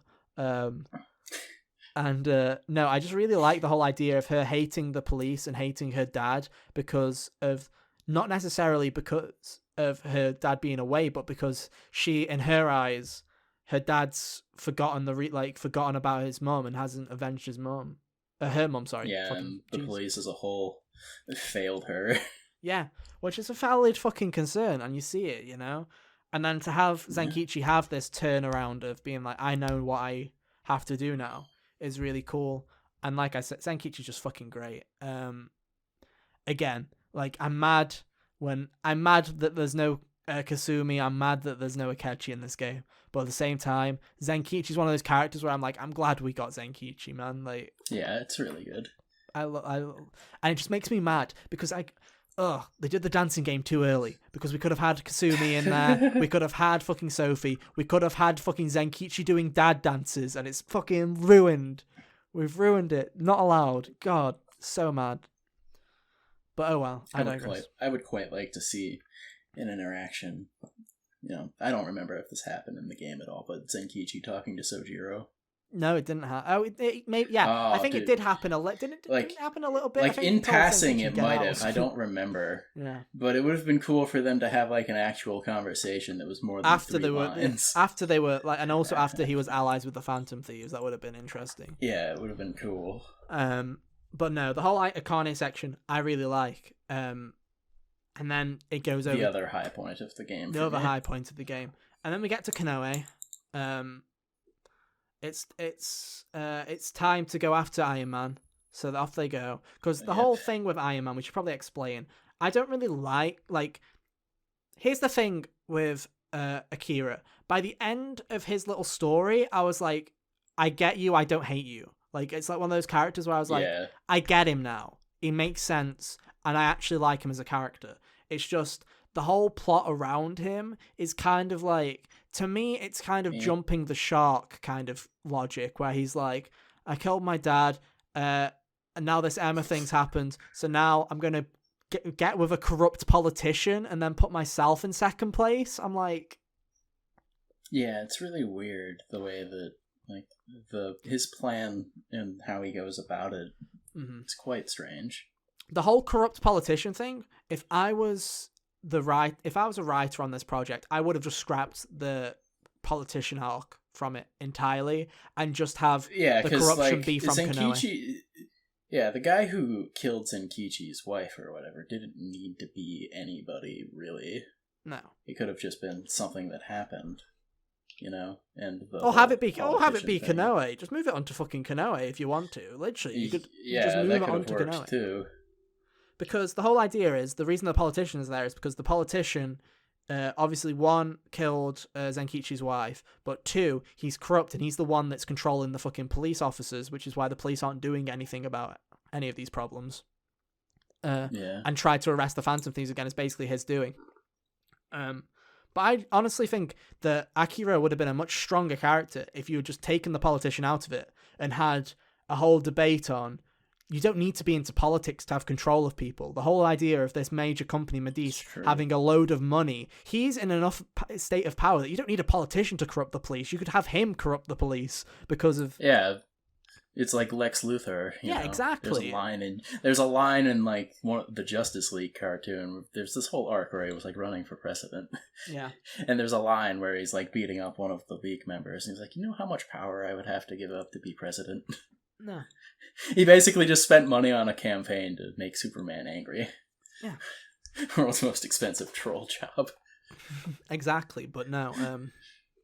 That whole thing didn't really fix with me. But Konoe himself, I did like in a weird way at the end of it, because again, he had that kind of redeeming quality to him in the end, where he's like, a lot of this is just built on a shit situation, like an abusing father and him having to kill his father to get away from snapped. him. Yeah. And to be fair, he could have not that he turned out particularly well, but it could have been a lot worse. Mm-hmm. Yeah. Like, he could have straight up just been like... He was also a kid when he did it. Murderer. Yeah, he was also a kid when he did it. But yeah, so you have the whole Konoe done. Also, Counter-Strike, the song that plays when you fight him. Yeah. Fantastic. Also fantastic. Let's rewind a bit though and talk about his fucking slog of a jail. Like, fucking... Oh, God. Genuine low point. That thing was the definition of, like, fucking Okumura level of why the fuck is this so long and tedious. Like, I think it was just so I don't think dull. I don't think it felt that bad to me, but it was definitely like the one that felt like it dragged on the most. Well, I'll give you that. It felt like the only way that they thought the way to make final dungeon big and bad, or a final dungeon big and bad, was just make it longer. Nothing like interesting to go with that. Yeah, nothing to warrant its length. Yeah, there was just no reason. And also, one thing that I liked how, we didn't mention, but there's infiltration music in this game, where when you go into a jail for the first time, you kind of have this kind of heavy kind of beat kind of song playing that's like your kind of infiltration music, and it plays in the first area of every dungeon, like the first room essentially, and then it gets to the actual music. Yeah. That song fucking slaps, and then for the final dungeon, they do a remix of it where they add even more fucking guitar and even more fucking, like... ambience to it, and it's really fucking cool. And I was like, that's really cool to have this little piece of music that we've been hearing as the the Yeah, start of the and just infiltration music, be the main theme of the get like dungeon. beefed up. Yeah, Yeah. have it be the main theme of the dungeon. I'm like, that's fucking sick. Then you realise that you get a third of the way through the dungeon. It's not the main theme at all. It's this other shitty piece of music that isn't that great. It's just kind of fucking generic as hell. And I'm like, oh, I miss it now. I'm like, what's the fuck? It's just kind of sci-fi music. It's like I have it in my head. I have that piece of music in my head. And I'm just like, it's so fucking generic. But no, it goes on forever. And man, is it a low point. The boss fight was pretty interesting. It was pretty cool. I thought it was too easy personally. But yeah, I was overpowered by the time I was fighting him. So yeah. But it was kind of cool. Kind of having this whole rivers in the desert kind of start to it, and then it playing its own song in the second half. And I'm like, yeah, that's kind of cool. I really liked it. And then I'm like, oh, and it's like, okay, there we go, we're done. And I remember saying to you, where I was like, time to go home. And I remember saying to you, and I was like, I really hope we don't fucking fight God. Like, please tell me we don't fucking fight God. And how could you possibly fight it again? Yeah, they just pick another one. It's like God of War. We've ran out of gods quickly to another realm. To another pantheon, yeah. Yeah.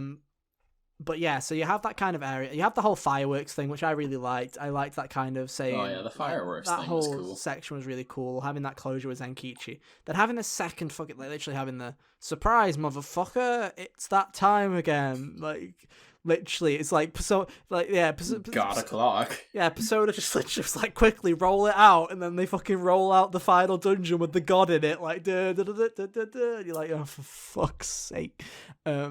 And this It was funny because when I played P5 for the first time, I was like, because like, you know, not knowing any better, beating Shido would feel pretty final. But then it was like, oh, it cuts to Morgana and Mementos again. I'm like, any other game, this would be like wrapping up. But there's still like more.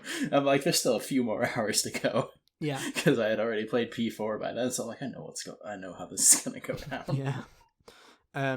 But no. Obviously you have this new kind of thing. You have basically Emma's become God. I still don't know how that fucking worked, but okay, so the best way I can explain it is Emma became powered by the desires of the people. It's like an evil version of Sentinel, almost, if you think about it, because like Joker transformed Arsene with like the will of the people or whatever. So Emma did that, but it was bad. Yeah, essentially. And it was like, okay, whatever. And then you have the big reveal, which I saw coming, which was the whole Ichinose kind of thing, where she planned it all or whatever, where she was kind of, the whole thing behind it, like, the thing that didn't sell me on Ichinose was the whole I have no emotions thing. Like, this was genuinely like fucking, I just imagined the Linkin Park she was listening to and the fucking, like, just literally sitting in a room so numb. Like, I literally, as soon as she was like, I have no emotions, literally, in my head, the screen went black and white, the rain started pouring, and the fucking Linkin Park started playing. I was like, oh, here we go. I hate humanity because I don't have emotions. And then it turns out that she created Emma, obviously, that we knew, but she sold Emma, and basically, she was the person that knew about the jails, and she was using it to monitor and basically judge humanity on whether they were worth saving or whatever. Was essentially, she wanted to learn about humanity and what it was, because she doesn't think she's human. You also find out that Sophia was the original prototype of Emma, and she just threw Sophie away, essentially. Feels bad, man. So the funny thing about Ichinose being, I think I had kind of forgotten about her. See, by the time she popped up again. Mm-hmm. Like, that was the only reason, because because, you know, when she was introduced, I'm like, all right, I definitely do not trust you. I have this series gives me trust issues for sure. Yeah, and that never went away. I just kind of had forgotten that Ichinose existed. Yeah, outside of like, oh right, putting a name to the like requests that were popping up that I didn't do. Yeah, but no. So basically, Sophia was the prototype of Emma, but she deemed her a failure because Sophia was like nice. essentially. So the one thing I don't understand, which I still don't understand, is she threw that prototype away. How the fuck they made some kind of reason of the reason it was in the Shibuya jail was because the only reason was because her flat was in Shibuya where she made Sophia, so that somehow she kind of fucking chucked it into the metaverse somehow. Yeah, she just kind of got yeeted into the metaverse or something like that. Yeah, it's hilarious. I don't remember the details of that anymore, honestly.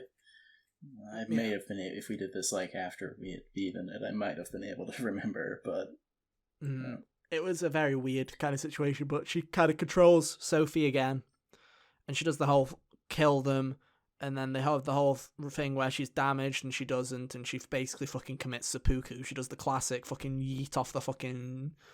She does the goodbye kind of fucking collapse that Joker kind of does off the helicopter and Royal. Just let go, kind of drop. the Virgil falling backwards into the MC3 thing. The swag drop, yeah. So that happens. They go back up, and then Sophia teaches Ichinose the power of friendship. I'm not even making that up. Yeah, that's pretty much what happened. She's like, okay, if you really thought that humanity was so bad, why did you program me to be nice to them? Yeah, essentially.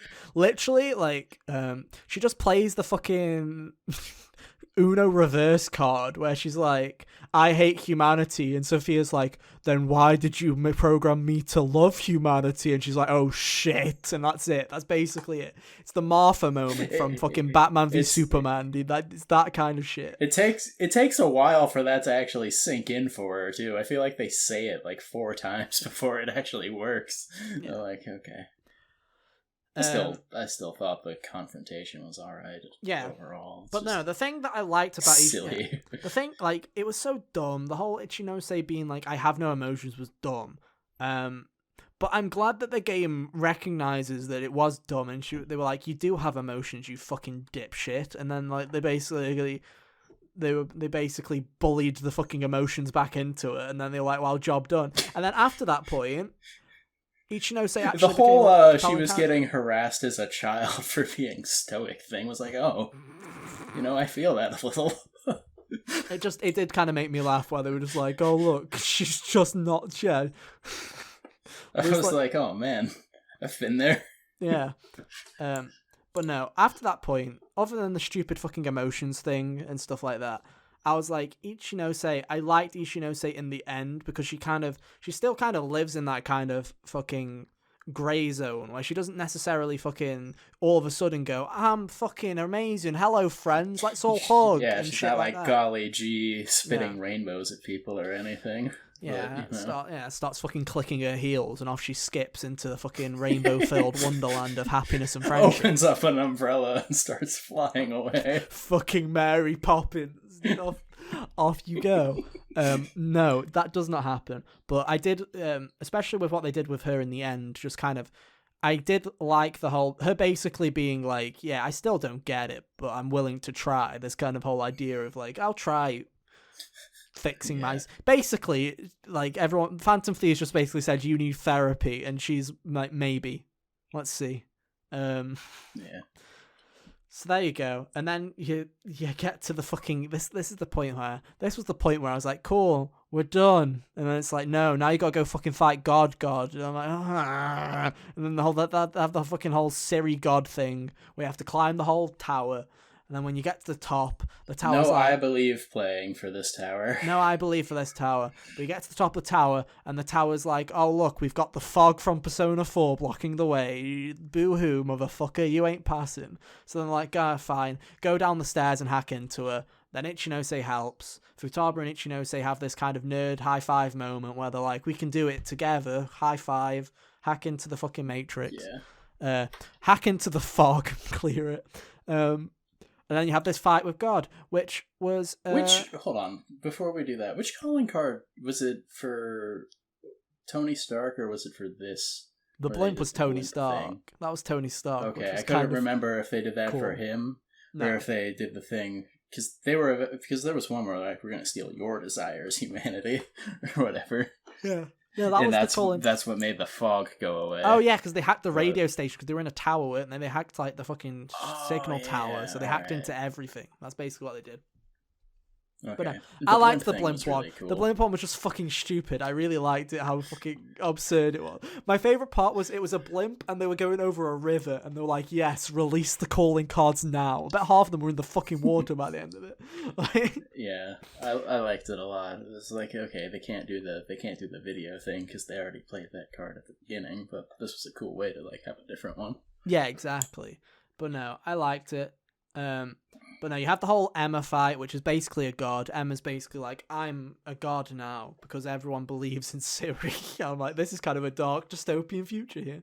But she's basically like, I'll control everyone. Like, she's taking everyone to the promised land. She kind of, she believed that basically follow her and you don't. It was similar to, it was just like a god version of kind of Maruki of just like, I'll live your life, like you will live your lives the way I tell you, except it was kind of more in like a except shitty, way more way. Sinister. Yeah.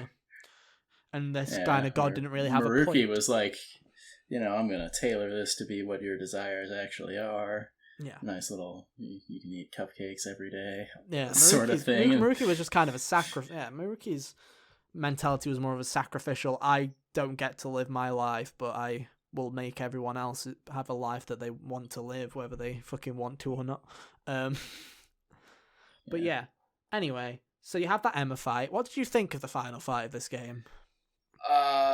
Okay, so I wasn't as silly over leveled as you were at that point, so it kind of dragged on for me. Oh, I beat the shit out of him, dude. Yeah, you were like maxed. It took a while for the like separate parts of it to whittle down for me. Yeah. And I was like, oh, I feel like I'm taking a while on all of these now. I wish I could just kill it. Yeah, exactly. I did like the one thing that I will give it. It was a fine fight. It was fine. That was my one thing. The combat system. We haven't really talked about the bosses in particular, but I thought the combat system worked fine for most things. The bosses just kind of felt like sponges that were just a bit like there was no thinking or skill in any of the bosses. It was just whack, whack, whack, whack, whack, whack. Yeah, it was just whack into stagger and then all out attack. Yeah, and just repeat the process. And this one just kind of felt spongy. The one thing I will like is, and I really like it, and I hope they take this idea, because it's a really fucking smart idea, and put it into the next Persona game. Because when you have more than, of the final boss being split into sections, where you split your team up, and you play as everybody in the final fight, so it doesn't just feel like 4 people save the world, and the other 4 is just fucking watching. I really like the idea of splitting the characters off. It was a really cool thing, where I'm like, oh, I get to choose teams? Like, it was like, oh, and you can have little mini leaders and stuff like that, and I was like, that's really fucking cool. I like that. I did enjoy that. Like, as an idea, I feel like the boss itself could have been executed better, but 100%. But I like the idea of splitting them up, and I hope they do something like that in a future Persona game, where it's like, oh yeah, a final fight involves everybody, especially when you end up with a party of like 8 or 9 people, and it's like you basically have enough here to have 2 teams, and like that would be a cool kind of idea that I hope they do. But there you go. I feel like the Maruki fight in Royal, the first part, warranted like switching people out a lot. Yeah. To be fair. True. And I feel like they were trying. That feels like they were trying to do that with Yaudabath, but just didn't. Yeah, they just we don't talk about. Yeah, we don't talk about it. It was bad. We don't talk about Yaudabath. It still blows my mind that in a base P5 it takes over a fucking hour. It's like honestly, it's the biggest bullet sponge ever. Thank God they lowered his health pool in Royal. Like, that's all I'll say. Honestly. But yeah, you defeat Emma. Everybody returns. Everyone forgets. And you have the ending. You're basically done. Obviously, you with killing. We're dealing with Konoe, and Konoe handed himself in. You kind of fix the police force. Zenkichi's got what he wants. He's got his revenge because of the politician now also being arrested because of all of the stuff. His daughter doesn't hate him anymore. Daughter doesn't hate him anymore. You also have the police commissioner or whatever that woman was. She's basically back in power or whatever because she gave up on the whole. She basically believed in Zenkichi instead of fucking following orders. She was an interesting character. She just kind of doesn't exist, but I was like, interesting mentality Yeah, behind for her. all the longer she was there, it was like, oh, okay, so you're not horrible. Yeah. You're like this boss caught in between being the ally and not the person who's actually responsible for the corruption. You just kind of got your hands tied. But yeah, so Awada was arrested. Zankichi obviously returns, says goodbye. I'm going to go live my life. I'm not gonna. Bye. I've got to go and deal with a daughter or whatever. And then you have the goodbye moment, which I think is a very weird moment because, again, this is potentially where this is it. Like, this is like, oh yeah, we're saying goodbye to the fans of these. This is probably the last place we'll see them in this timeline or whatever, because it's not. I'm still sitting there. I'm like, this is just like a side thing, you know? It's like. It's not real. It's like it didn't hit me as much as being like, oh, it's time to say goodbye. I wasn't sad for a week that I was done playing this game. No, you know. Well, that was mainly it's because I'm like, there's no fucking Kasumi or anyone else, and this isn't my my life. Not my Phantom Thieves. Not my Phantom Thieves exactly. But yeah, you say goodbye to Sophie because Sophie decides to go with Ichinose essentially. Which I bet Joker's like, thank fuck I can finally have my phone back.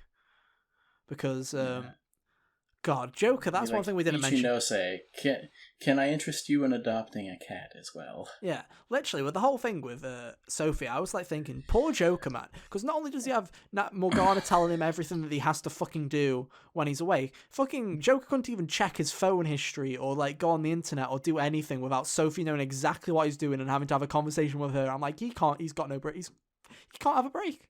He's got nothing. Yeah. Boy's got nothing. But he's gonna get like a burner phone to just like do other things with. Yeah. But no. They say goodbye, and that was that really. I was like, yeah, it makes sense for Sophie to go off with Ichinose. That makes sense to me. Works out. Yeah, it was nice. And then they are all ready to say goodbye because Joker's fucking off again. Because the whole summer was wasted because they had to go on this fucking thing. Literally, Sojiro got to see him for like 4 days. It's like, okay. Bye, Dad. Yeah. Off I go again. Bye, Dad. But no, that was it. That was Strikers. I love how the Wikipedia says, with their mission complete, the Phantom Thieves once again go their separate ways, but promise they'll meet again next winter, as if the Wikipedia itself is like, I'm already writing for the next fucking sequel spin-off. It just makes me laugh. But there you go. And that was Persona 5 Strikers, essentially. I don't think we missed anything. I think it's good. Nothing of like major importance, you know. But no, like I say, I like the story. Like, I feel like the second half kind of. Like the story. I feel like after Kyoto, it does kind of dip a bit. I do like Akira. I just don't like the way it's handled gameplay wise or length wise, and then the ending's just a bit like, it'll do. That's my whole feeling with it. Yeah, that's the thing. It's like the whole time I played this game, I compared it to like the anime movie to be a TV show being the actual game, and you know, most anime movies, the resolution is just kind of like it'll do. It's just there. It's just like, it happened. It's there. It's an OVA, right? Like, it's like the main season's finished. Here's like the couple of specials afterwards. That's the best way I could describe it. Like, there's no actual bearing on the plot. It's very self-contained. Yeah. But because it's well done, it's something worth looking into because, you know. No, I definitely loved it. The thing you like. Yeah, I definitely enjoyed it. It was definitely one of those things where I feel like, kind of, even as a Persona fan, it outstayed its welcome to me. Like, I think, like, if this game was 25 hours or, you know, potentially even like 30, 25, for me it took me like 40 hours, I think, 50. If it was 25 hours, I was like, I was doing all the side stuff though, I should specify that. If it was like 25 hours, I would have been like, that was a good place to stop it. But to me personally, it just kind of was like, at the end I was like, yeah, let's get to the point. And I was never like that in the original. I was never like, get to the point. Definitely not. So I was like, you can take as long as you want. Yeah, exactly. Please don't end. Exactly, man. Exactly. And with Royal, I was like, I want another game full of this. When we got to semester 3. Yeah. But But no, on the whole, I'm very positive about it. I like it quite a lot. Yeah. But there you go. That, I guess that has been our talk, because I don't have anything else to say about this video game. I don't think I can think of anything.